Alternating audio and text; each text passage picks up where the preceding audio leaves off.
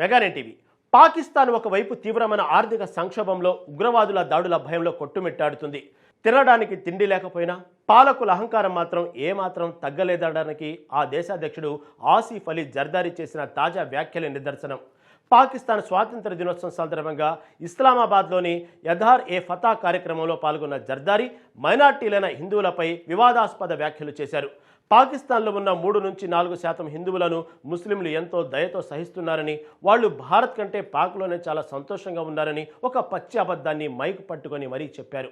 ఈ వ్యాఖ్యలు ఇప్పుడు సంచలనంగా మారాయి. అసలు పాకిస్తాన్లో హిందువులు ఎన్ని దారుణాలకు గురవుతున్నారో ప్రపంచం మొత్తానికి తెలుసు.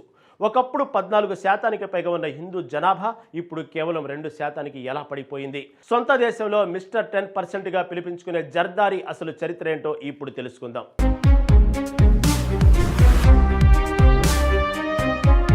ఆగస్టు 14న జరిగిన కార్యక్రమంలో జర్దారీ మాట్లాడుతూ భారత్ పైన, పాక్లోని హిందువుల పైన అక్కసు వెళ్లగక్కారు. 2025లో భారత్లో జరిగిన స్వల్పకాలిక సైనిక ఘర్షణను పాకిస్తాన్ మార్కాయే హక్కుగా అభివర్ణిస్తూ భారతీయుల అఖండ భారత్ ఎజెండాతో ఉన్నారని విమర్శించారు. అంతేకాకుండా పాకిస్తాన్లో ఉన్న 3 నుంచి 4% హిందూ జనాభాను తాము ఎంతో గొప్ప మనసుతో సహిస్తున్నామని ఆయన చెప్పారు.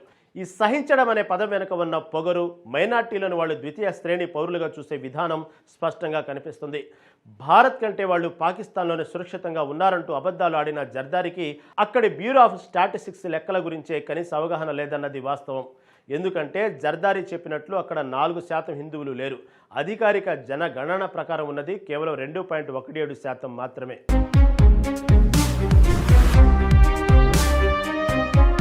పాకిస్తాన్ పాలకుల అసలు బండారం బయటపడాలంటే చరిత్రలోకి వెళ్ళాలి. 1941 నాటి జనగణన ప్రకారం ప్రస్తుత పాకిస్తాన్ ప్రాంతంలో ఏకంగా 14.6% మంది హిందువులు ఉండేవారు. కానీ 1947 దేశ విభజన నాటి నుంచి నేటి 2023 నాటికి ఈ జనాభా దారుణంగా 2.17% పడిపోయింది. ప్రస్తుతం ఆ దేశంలో కేవలం 52 లక్షల మంది హిందువులు మాత్రమే మిగిలారు. వీరంతా ప్రధానంగా సింధు ప్రావిన్స్లో బిక్కుబిక్కుమంటూ జీవిస్తున్నారు. ఆ 52 లక్షల మందిలో కూడా దాదాపు 13,49,000 మందిని ఉద్దేశపూర్వకంగా షెడ్యూల్డ్ కులాలుగా విడదీసి నమోదు చేశారు. అసలు 14% ఉన్న హిందువులు ఎటుపోయారు? వాళ్లను ఊచకోత కోశారు, బలవంతంగా ఇస్లాంలోకి మార్చారు, లేదా ప్రాణభయంతో వాళ్ళు దేశం వదిలి పారిపోయేలా చేశారు. ఇది ప్రపంచానికి తెలిసిన పచ్చి నిజం.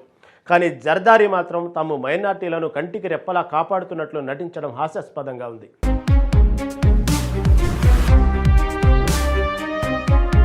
భారత్ కంటే హిందువులు అక్కడే సంతోషంగా ఉన్నారని జర్దారీ చెప్పిన మాట ఎంతటి దారుణమైన అబద్ధమో పాకిస్తాన్ మానవ హక్కుల కమిషన్ రిపోర్టులు చూస్తే ఇట్టే అర్థమైపోతుంది. పాకిస్తాన్లో మరీ ముఖ్యంగా పంజాబు, సింధు ప్రాంతాల్లో హిందూ, క్రైస్తవ మైనార్టీ బాలికల అపహరణలు, బలవంతపు మత మార్పిడులు, ఇష్టం లేని వివాహాలు నిత్య కృత్యంగా మారాయి. మైనార్టీ మహిళల పరిస్థితి అక్కడ ఎంత దయనీయంగా ఉందో US commission on international religious freedom కూడా ఎన్నోసార్లు తీవ్ర ఆందోళన వ్యక్తం చేస్తుంది. చిన్న పిల్లలను ఎత్తుకెళ్లి ముస్లిం వృద్ధులకు ఇచ్చి పెళ్లిళ్లు చేస్తున్న పాపులు వాళ్ళు. గుడులను కూల్చేసి హిందువుల ఆస్తులను లాక్కొని వారిని భయభ్రాంతులకు గురి చేస్తూ మేము మిమ్మల్ని సహిస్తున్నామని చెప్పడం ఒక పాకిస్తాన్ నాయకుడికి చెల్లింది.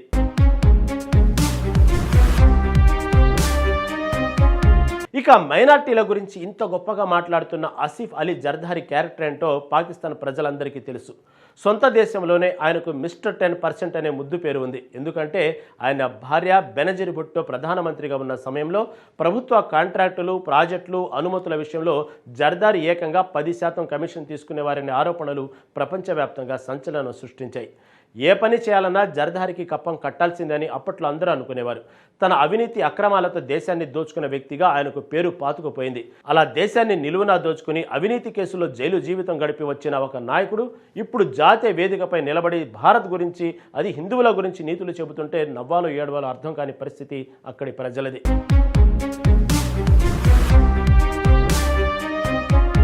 తమ దేశంలో జరుగుతున్న ఆర్థిక విధ్వంసాన్ని, బలూచిస్తాన్ లాంటి ప్రాంతాల్లో జరుగుతున్న అల్లర్లను కప్పిపుచ్చుకోవడానికి జర్దారీలా భారత్పై, హిందువులపై వివాదాస్పద వ్యాఖ్యలు చేసి ప్రజల దృష్టిని మళ్లించే ప్రయత్నం చేస్తున్నారు. అది ఏమాత్రం పనిచేయదనేది పాక్ పాలకులకు త్వరలోనే తెలుస్తుంది. మరి పాకిస్తాన్ అధ్యక్షుడు ఆసిఫ్ అలీ జర్దారీ చేసిన ఈ అహంకారపూరిత వ్యాఖ్యలపై భారత్ ఎలాంటి కౌంటర్ అటాక్ ఇస్తుందో వేచి చూడాలి.